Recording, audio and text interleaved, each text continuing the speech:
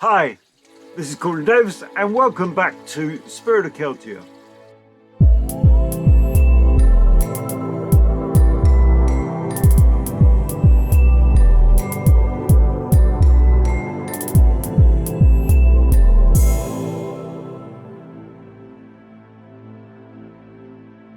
In this video, I thought I'd like to share two odd occurrences that happened in the early period of my Merlin connection.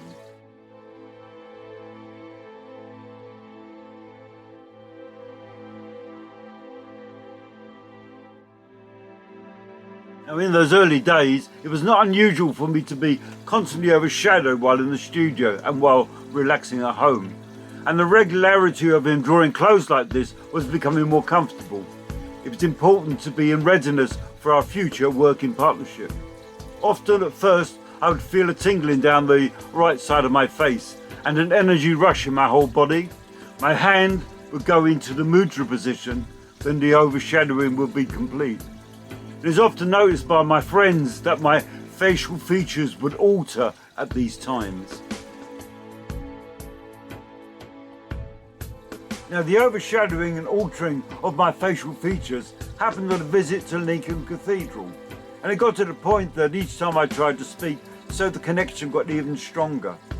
I was feeling very otherworldly, and it was almost like in a dream state. And I was standing by a small chapel at the side of the cathedral when I noticed a line of priests coming towards me in their full colourful regalia. The leader of the group seemed to recognise me and then beckoned to one of the group to lead me into the small chapel with them. So I stood while the short service took place, with one of the robe priests holding out his book of service so I could read the pages. When they finished, they turned and they left, and no word was ever spoken. Then Merlin left also.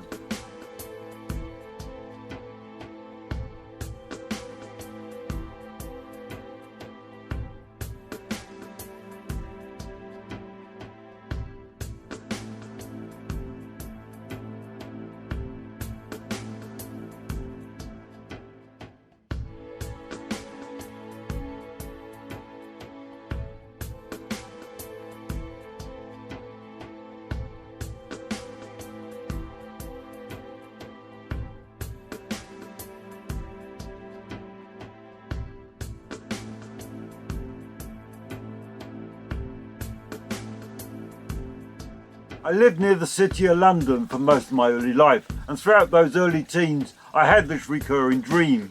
And it always began with a door opening on a castle-like building, then a stream of white-cloaked monk-like figures would step out in a line and then walk down the street towards what I believed to be at the time the Inner Temple, a Templar building in London. Though I never joined the procession, I always felt that I was part of this group, and it wasn't until later when I saw photos of a church in Smithfield that I realised that I was actually seeing the church interior of my dream.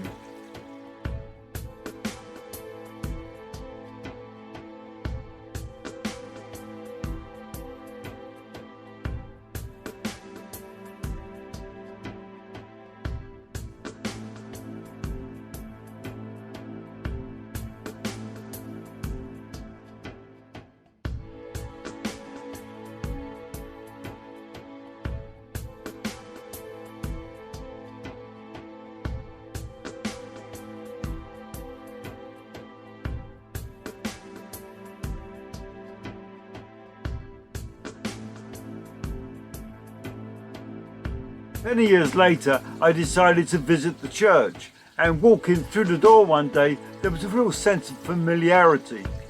I decided to pick up a guidebook from the gift shop, and to my surprise, the lady exclaimed, "I know who you are," and to my surprise, the lady had bought one of my books. Now, the odd thing was, for a few years, I had walked past the archway of that church on my way for treatment at St Bart's Hospital. Amazingly, I never took notice of it as I walked by, though at the time its interior was so pivotal in my dreams.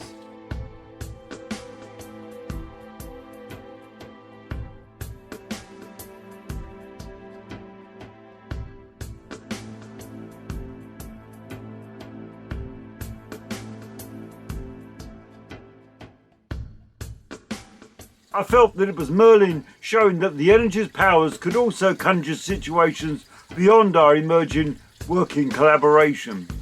Perhaps also showing me that, although interesting in themselves, not to read too much into the situation, but rather just be blessed by the moment.